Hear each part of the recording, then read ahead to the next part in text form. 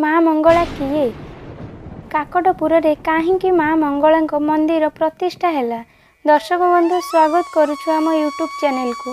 वीडियोटी देखिबा पूर्वरु जदि आम चैनल रे नुआ चैनल को सब्सक्राइब करी वीडियोटी को लाइक कर दियंतु। तेबे चालंतु देखिबा माँ मंगलांकर से सबु रहस्य विषय रे।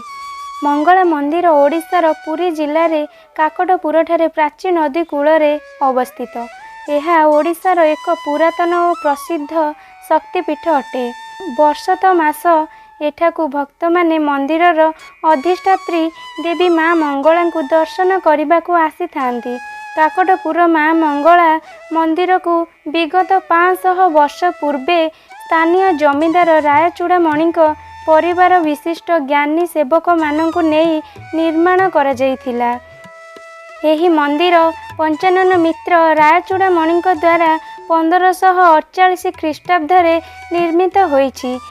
प्रचलित लोककथा अनुसार माँ मंगला विग्रह बहुकाल पर्यंत प्राची नदीर गर्भरे लुचि रहिथिला। दिने नदी रे निजर नाव बाहुथिबा बेले बन्या आसिबारु नाउरिया थळकूल न पाई भासी जाउथिबा बेले मझी नई रे तार नाव स्थिर होई रहिला ओ नाव सहित रक्षा पाइला, किंतु से जानी पारिला नाही जे केमिति रक्षा पाइला। एहीपरि चिंतारे थिबा बेले थरे प्राप्त काल रे माँ मंगला स्वप्नादेश पाई तांको विग्रह को नदी कूलरू उद्धार करी निकटस्थ मंगलपुर ग्राम रे पूजार व्यवस्था कला। किछि समय अतिक्रांते एक कला वर्णर काकटीए प्राची नदी को लंफ देला। बहु समय बहु दिन अतिक्रम करिगला, किंतु सेही काकटी आउ फेरिला नाही, कारण से नदीर भीतर पार्श्वरे अटकी जाइथिला, जेउ स्थान रे नाउरियाटी माँ मंगला प्रतिमूर्ति को पाइथिला। आमर स्थानीय भाषा रे इंग्रेजी शब्द क्रो माने काक और डिटेंट माने अटक, तेणु यही शब्द द्वय को एकत्र करी काकटक रखा जाइथिला। किछि समय अतिक्रम कला परे मंगलपुर ग्रामटी काकटपुर नाम रे नामित हेला। माँ को काकटपुर मंगला नामे प्रचलित करागला। यही मंदिर स्वतंत्र कलिंग शैली रे प्रतिष्ठित करा जाइछि। एठारे शक्त पत्थर रे निर्मित एक सज्ज अछि, जेउठारे माँ मंगला प्रतिदिन बिंब परिक्रमा करी विश्राम नियंती। एही सज्जटी एपरि भावे खोदित होईछि जेपरि एहा शह शह वर्ष धरी व्यवहार होईछि। एही मंदिरर चारि पार्श्वरे बहु देवादेवींक पूजार्चना करा जाइथाए। एहा शक्ति उपासक भक्तंग पई एक प्रमुख तीर्थस्थली। पारंपरिक प्रथा अनुसार चैत्र मास प्रथम मंगलवार दिन माँ मंगला चंदन बेश होइथाए।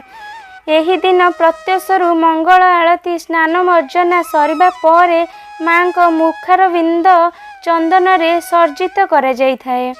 एहाकु दर्शन निमंते माँ मंगला भक्त माने बहु दूररु पाछोटी होई आसी थांती। वैशाख मासर प्रथम मंगलवार काकटपुरर प्रसिद्ध माँ मंगला मंदिर पालित होइथाए।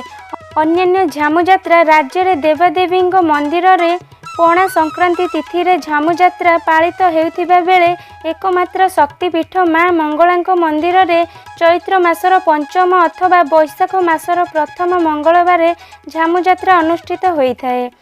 भोर 2टारू माँकर मंगल आळती स्नान मर्जना परे चंदन बेशरे सर्जित करी परे सूर्य पूजा बल्लभ सकाळ धूप नीति अनुष्ठित हेबा परे सकाळ 5टा बेलकु सर्वसाधारण दर्शन निमंते साहाण मेला होइथाए। लक्ष लक्ष भक्त माने मंदिर भीतर को प्रवेश करी पूजार्चना करिथांती। ग्रामर मानसिक करिथिबा पाटुआ माने माँकर आज्ञामाଳ पाई शोभायात्रा रे प्राची नदीर घंटतोला तुठकू जाई पानी तोली मंदिर को आसी थांती। पाटुआ माने माँ को स्तुति करिबा सहित पूजा पंडा मानक ठारू आज्ञामाଳ पाइबा परे मंदिर सम्मुखरे जाई झामु चली थांती। पाटुआ मानक परे अग्नि पुनर्गर्भरे मानसिक भक्त माने मध्य खाली पादरे चली थांती। परे पारंपरिक प्रथा अनुसार पाटुआ नृत्य और कालिका नृत्य परिवेषण करा जाइथाए। प्रति 12 वर्ष रे थरे पुरी प्रख्यात श्री जगन्नाथ प्रभु बलभद्र और देवी सुभद्रा नवकलेवर ब्रह्म परिवर्तन शैली आरंभ होइथाए। ଏହି ସମୟରେ ପୁରୀର ସମସ୍ତ ଧର୍ମ ପୂଜକ ଭଗବାନଙ୍କ ସମ୍ବନ୍ଧରେ ପଥ ପ୍ରଦର୍ଶନ ରୂପେ ମା ମଙ୍ଗଳାଙ୍କ ଆରାଧନା କରିଥାନ୍ତି। ପରେ ମା ମଙ୍ଗଳା ସେମାନଙ୍କ ସ୍ୱପ୍ନରେ ଆବିର୍ଭୂତ ହୋଇ 3 ଦିବ୍ୟ ଦାରୁବ୍ରହ୍ମ ବୃକ୍ଷ ଗୁଡ଼ିକ ସଠିକ ସ୍ଥାନରେ ଦୃଶ୍ୟମାନ କରିଥାନ୍ତି। ଦର୍ଶକ ବନ୍ଧୁ, ଏଇ ତ ଥିଲା ମା ମଙ୍ଗଳାଙ୍କ ରହସ୍ୟ ବିଷୟରେ। ଭିଡ଼ିଓଟି କିପରି ଲାଗିଲା ନିଶ୍ଚିନ୍ତ କମେଣ୍ଟ ମାଧ୍ୟମରେ ଜଣାଇବେ। ରହୁଛି, ନମସ୍କାର।